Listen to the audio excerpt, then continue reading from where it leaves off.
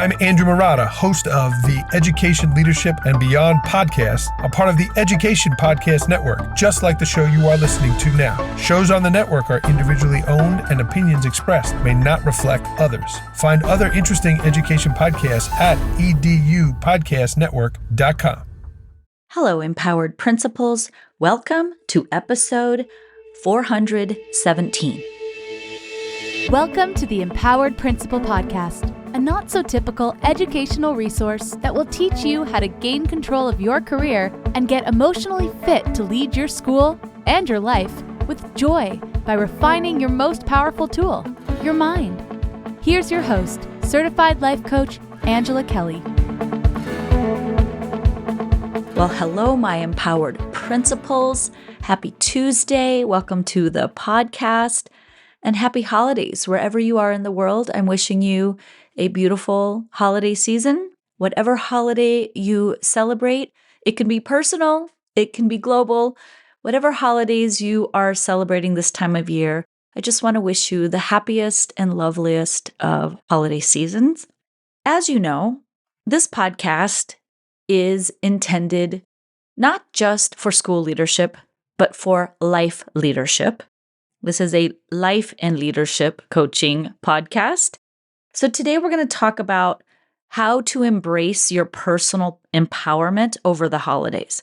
This is a stressful topic for many people, and I want to offer this. It's quick, short, sweet, but it will give you some things to consider as you're preparing and planning for the holiday season. So, a couple of topics that tend to come up for individuals this time of year is number one, all of the pressures of the holidays. You are working full time, you are leading a school, there's a million celebrations going on at your school, and then your kids' school, and then you have all of the personal obligations and responsibilities and festivities of the holiday season. So it can feel like a lot of pressure when you are working full time, if you are a parent, if you are a spouse, if you have an extended family that does a lot of celebrating, or your community or your church, any place of worship does some kind of celebration over this time of year. A lot of time there is extra contributions in terms of, charity or donation work, helping those in need. There's a lot of, ask on us. There's a lot of requests for our time, attention, effort, energy, focus, and it can feel extremely overwhelming. There can be a lot of pressure. So I want to offer you kind of a little process that you might be able to use to ensure that you actually have fun over the holidays and that the holiday things themselves don't become the problem. Okay? So I think back to my own days of school leadership and things that I felt were pressure points in the holidays were greeting cards, sending out hundreds of greeting cards to everybody I've ever known, family, friends, acquaintances, colleagues. I loved to do them, but it was so much work and they felt like a lot of pressure. Another thing, so many gifts. Did I give everybody I know a gift? My neighbors, my family, my friends, Alex's friends, friends of friends. It just felt like I was colleagues. I wanted to gift everybody. Gifting is my love language, and it became pressure. And I would feel so badly if I accidentally forgot somebody or missed something. So gifts became pressure. Parties, they were both fun and pressure. So I would host a holiday celebration in my personal home for my staff, or we would have it out depending on the situation and the year. But there were a couple of years where I did have it at my own house just for ease and cost effectiveness to not have to rent out a place or, a hall. And it was both fun and stressful. So notice if you have a lot of parties, celebrations going on. Decorations can be stressful. My sister and I were talking about this where she has this big, beautiful, historic house. It's 4 stories tall. You could decorate for miles and days on end in that home. It could be a winter wonderland, should you want it, Santa's workshop kind of a thing. And she said it no longer became fun when you had to take it down. And it just took so much time and effort. So we were talking about how decorations can even be a chore and another pressure on top of working full time and leading all the parties, all the festivities, doing the cards, getting the gifts. Then there's hosting. If you're cooking or you're cleaning or you're hosting people, that can be another pressure. Those are just things off the top of my head. I'm sure there are other pressures in your mind that you personally have dealt with before. So whatever pressure comes from the actual holiday time, the holiday season, just consider, first of all, go through your list of things to do, your holiday things to do, and say, do I love this? Does this make me feel good? Do I want to do it? Is it a pleasure? And does it add value? Does it add pleasure to my life? Does it add a memory? Do I love the greeting card process? Do I want to send out 200 greeting cards for the holidays? If you answer yes, you love doing it, you don't mind the time, you don't mind the effort, you don't mind licking, sticking, and stamping and mailing, and you don't mind all of that stuff, by all means, say yes to yourself if it brings you pleasure. If it does not bring you pleasure, say no thank you. Send out an email. Don't send anything. You don't have to do it. Did you know that? Now, step 1 is go through your list. Anything that doesn't feel good, say no thank you. Now, you're going to go through your list and you're going to be like, oh gosh, I would love to cross off this, this, and this. I'm not going to host. I'm just going to have it catered in at school. We're not doing a holiday party. We're just going to do a holiday lunch. Great. Done. Ask PTO for some funds, get some money, get it catered in. We had family members who owned restaurants and they were more than happy to donate food for staff celebrations.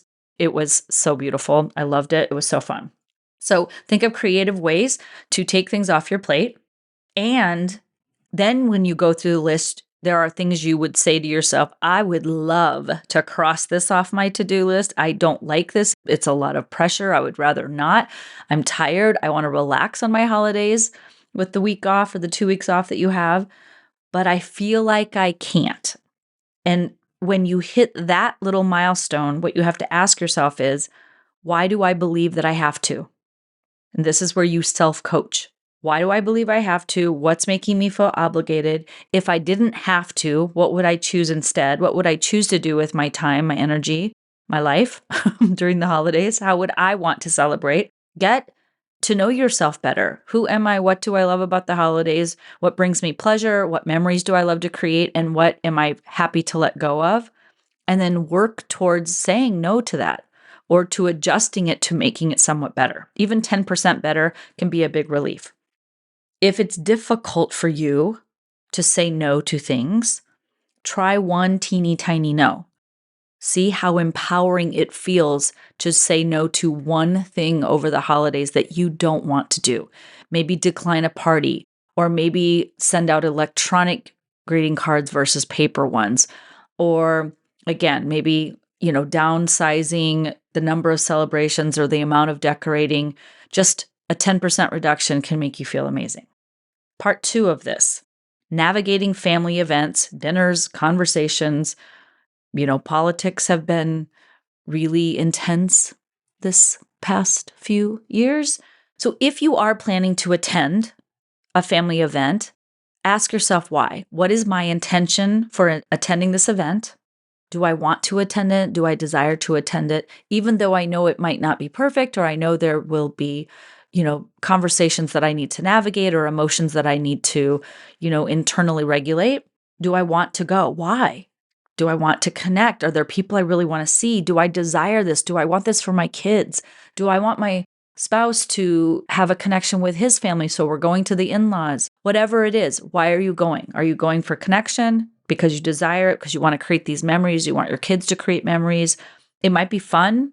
You want to go. Or is it, I hate going, don't want to go. I can feel it in my body. It's an absolute stop, don't want to go. It's obligation, pressure from the family.